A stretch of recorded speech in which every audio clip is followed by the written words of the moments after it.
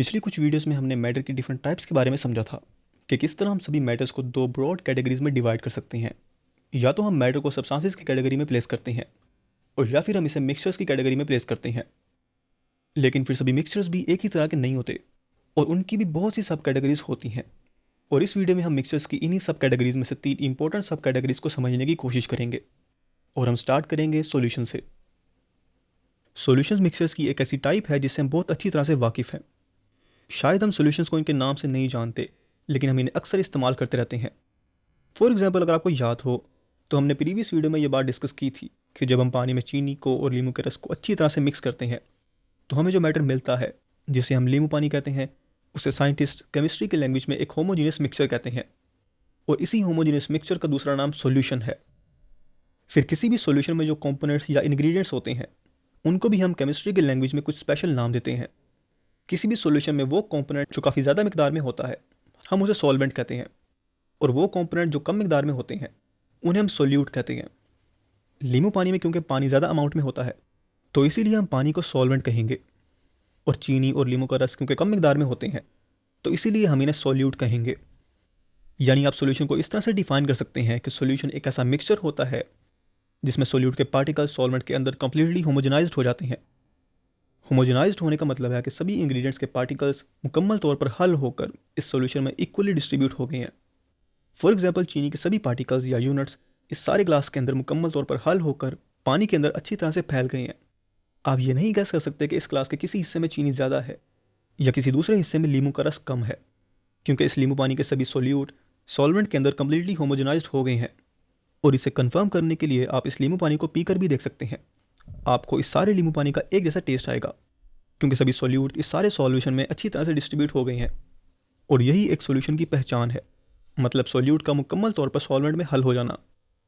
और फिर आप एक और चीज़ भी नोट करेंगे कि आप इस नींबू पानी को चाहे जितनी देर तक मर्जी रख लें, चीनी या नींबू का रस कभी भी पानी से अलग होकर इस गिलास के पैंदे में नहीं बैठेंगे।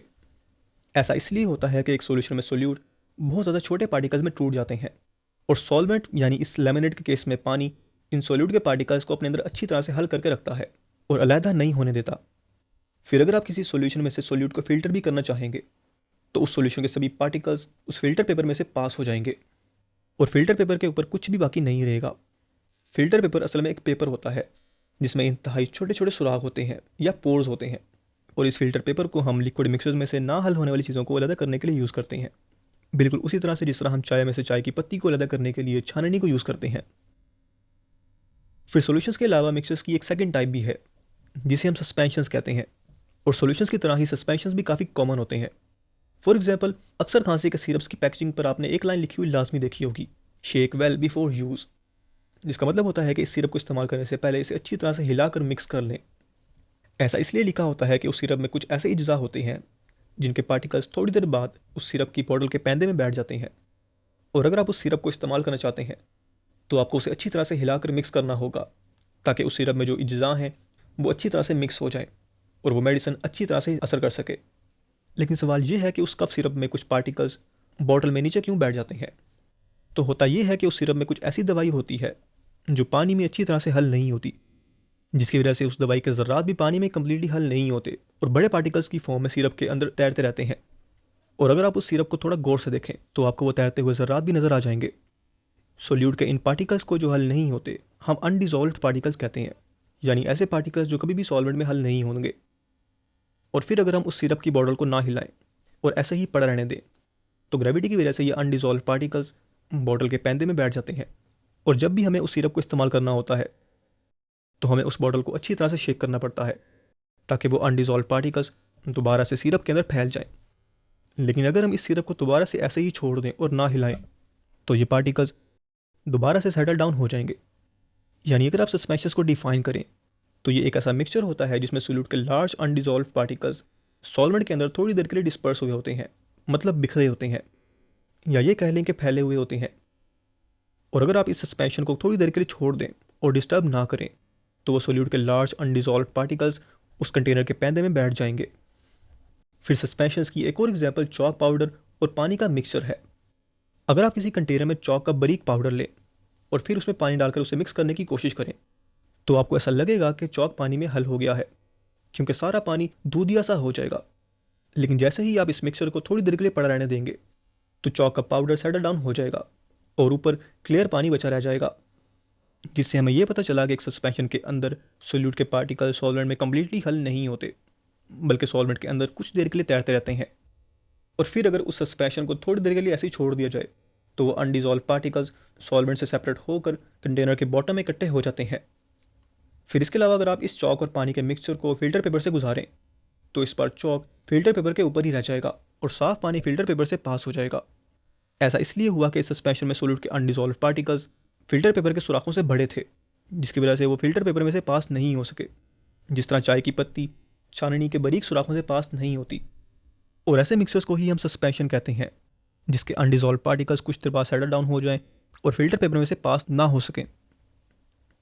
लेकिन सॉल्यूशंस और सस्पेंशंस के बाद मिक्सचर्स की एक थर्ड टाइप भी है, जिसे हम कोलाइड कहते हैं। कोलाइड एक ऐसा मिक्सचर होता है जिसकी प्रॉपर्टीज़ या खसूसियात सॉल्यूशंस और सस्पेंशन दोनों के दरमियान में होती हैं, और दूध भी मिक्सचर्स की इस थर्ड कैटेगरी कोलाइड से बिलोंग करता है। अगर आप किसी माइक्रोस्कोप के साथ दूध को जूम करके देखें तो आपको इसमें घी के छोटे छोटे पार्टिकल्स तैरते हुए नजर आ रहे होंगे। लेकिन जहाँ सस्पेंशन में इस तरह के अनडिजॉल्व पार्टिकल्स सेटल डाउन हो जाते हैं, वहीं कोलाइड में ये पार्टिकल्स साइज में बहुत छोटे होने की वजह से सेटल डाउन नहीं होते और ऐसे ही तैरते रहते हैं। यानी अगर आप कोलाइड्स को डिफाइन करें तो ये एक ऐसा मिक्सचर होता है जिसमें सोल्यूट के छोटे छोटे अनडिजॉल्व पार्टिकल्स किसी सॉल्वेंट के अंदर हल होने की बजाय डिस्पर्स हो जाते हैं, मतलब बिखर जाते हैं और सेटल डाउन नहीं होते। कोलाइड्स के ये अनडिजॉल्व पार्टिकल्स साइज में बहुत छोटे होते हैं, यहाँ तक कि हमारे लिए इन्हें देखना भी बहुत ज़्यादा मुश्किल होता है, और इसीलिए इन्हें देखने के लिए हमें माइक्रोस्कोप की तरह के इक्विपमेंट को यूज़ करना पड़ता है। इन ना नज़र आने वाले अनडिजॉल्व पार्टिकल की वजह से हमें ऐसा लगता है कि शायद कोलाइड सॉल्यूशंस हों, लेकिन जैसे ही हम किसी माइक्रोस्कोप के साथ इन कोलाइड्स को देखते हैं तो हमें इनमें तैरते हुए अनडिजॉल्व पार्टिकल्स नजर आ जाते हैं, जिससे हमें पता चल जाता है कि ये मिक्सचर एक सॉल्यूशन नहीं है बल्कि एक कोलाइड है, क्योंकि इसमें छोटे छोटे अनडिजॉल्व पार्टिकल्स तैर रहे हैं। और फिर क्योंकि कोलाइड्स के पार्टिकल्स का साइज़ बहुत छोटा होता है तो इसीलिए हम इन्हें किसी फिल्टर पेपर के साथ सेपरेट नहीं कर सकते, क्योंकि ये छोटे छोटे पार्टिकल्स फिल्टर पेपर के सुराखों से ऐसे ही गुजर जाते हैं। तो ये मिक्सर्स की 3 डिफरेंट टाइप्स थी, जिनके बारे में अभी हमने डिटेल के साथ डिस्कस किया। लेकिन वीडियो कंप्लीट करने से पहले हम ये करते हैं कि इन तीनों का एक बेसिक कंपैरिजन कर लेते हैं, ताकि चीज़ें थोड़ी और क्लियर हो जाएं। सबसे पहले हम इन तीनों की डेफिनेशंस को दोबारा से रिवाइज कर लेते हैं। तो सॉल्यूशन हम एक ऐसे मिक्सचर को कहते हैं जिसमें सोल्यूट के सभी पार्टिकल सॉल्वेंट के अंदर कम्प्लीटली होमोजेनाइज्ड हो जाते हैं, मतलब हल हो जाते हैं। लेकिन कोलाइड एक ऐसा मिक्सचर होता है जिसमें सोल्यूट के पार्टिकल्स काफ़ी छोटे होते हैं और सॉल्वेंट में हल नहीं होते, जिसकी वजह से वो सॉल्वेंट में सस्पेंडेड रहते हैं और वक्त गुजरने के साथ भी सेटल डाउन नहीं होते। और सबसे आखिर में सस्पेंशन ऐसे मिक्सचर्स होते हैं जिनमें सोल्यूट के बड़े पार्टिकल सॉल्वेंट के अंदर हल नहीं होते और कुछ देर के लिए उस सस्पेंशन में तैरने के बाद सेटल डाउन हो जाते हैं। फिर सॉल्यूशन होमोजेनियस मिक्सचर्स की कैटेगरी से बिलोंग करते हैं, क्योंकि इनमें सभी सब्सटेंसेस के पार्टिकल्स अच्छी तरह से डिस्ट्रीब्यूट हुए होते हैं, जिसकी वजह से हम सिर्फ इन्हें ही ट्रू सॉल्यूशन कह सकते हैं। लेकिन कोलाइड्स और सस्पेंशंस असल में हेटेरोजेनियस मिक्सचर्स की कैटेगरी से बिलोंग करते हैं, क्योंकि इनमें सोल्यूट के पार्टिकल्स सॉल्वेंट में अच्छी तरह से हल नहीं हुए होते।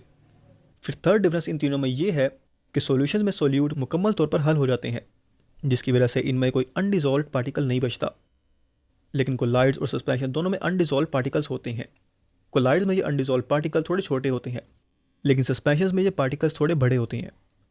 फिर क्योंकि सॉल्यूशन में सोल्यूट के सभी पार्टिकल्स अच्छी तरह से हल हो जाते हैं और अकेले अकेले एटम्स, मॉलिक्यूल्स या आइंस की फॉर्म में कन्वर्ट हो जाते हैं, तो इसीलिए सॉल्यूशन में सोल्यूट के पार्टिकल्स को देखना तो इम्पॉसिबल होता है। लेकिन कोलाइड्स में सोल्यूट के पार्टिकल्स सॉल्यूशंस की तरह हल नहीं होते, बल्कि बहुत छोटे छोटे अनडिजॉल्व पार्टिकल्स की फॉर्म में तैर रहे होते हैं, जिन्हें हम किसी माइक्रोस्कोप के साथ ऑब्जर्व कर सकते हैं। जबकि सस्पेंशन में तो ये सोल्यूट के अनडिजॉल्व पार्टिकल्स इतने बड़े होते हैं कि हम इन्हें अपनी आंखों से भी देख सकते हैं। फिर सॉल्यूशन में क्योंकि सोल्यूट के पार्टिकल्स बहुत अच्छी तरह से हल हो जाते हैं, तो इसीलिए सॉल्यूशन में सोल्यूट के पार्टिकल्स कभी भी सॉल्वेंट से ज़्यादा नहीं होते। लेकिन कोलाइड्स में सोल्यूट के पार्टिकल सॉल्वेंट में हल तो नहीं होते, लेकिन साइज़ में बहुत छोटे होने की वजह से कभी भी सेटल डाउन नहीं होते और ऐसे ही हमेशा कोलाइड्स में तैरते रहते हैं। लेकिन सस्पेंशन में सोल्यूट के बड़े अनडिजॉल्व पार्टिकल्स ज़्यादा देर तक तैर नहीं सकते और जल्दी ही नीचे बैठ जाते हैं। फिर इन तीनों में एक डिफरेंस ये भी है कि सॉल्यूशन के सभी पार्टिकल्स फिल्टर पेपर के पोर्स में से आसानी के साथ पास हो जाते हैं, और इसी तरह कोलाइड्स के अनडिजॉल्व पार्टिकल्स भी फिल्टर पेपर में से पास हो जाते हैं। लेकिन प्रॉब्लम पैदा होती है सस्पेंशंस में, क्योंकि सस्पेंशन में सोल्यूट के अनडिजॉल्व पार्टिकल्स फिल्टर पेपर के पोर्स से ज़्यादा बड़े होते हैं, जिसकी वजह से वो इनमें से पास नहीं कर सकते और फिल्टर पेपर के ऊपर ही रह जाते हैं। और फिर ये कुछ सॉल्यूशंस, कोलाइड्स और सस्पेंशंस की एग्जांपल्स हैं। लेमनेड को तो हमने डिस्कस कर ही लिया है, सॉल्ट वाटर में नमक पानी के अंदर हल हुआ होता है, और अगर हम किसी इंक को पानी में डिज़ोल्व कर दें तो वो भी एक सोल्यूशन होगा। फिर दूध तो कोलाइड्स की कैटेगरी में फॉल करता ही है, लेकिन स्टार्च और पानी का मिक्सचर भी इसी कैटेगरी से बिलोंग करता है।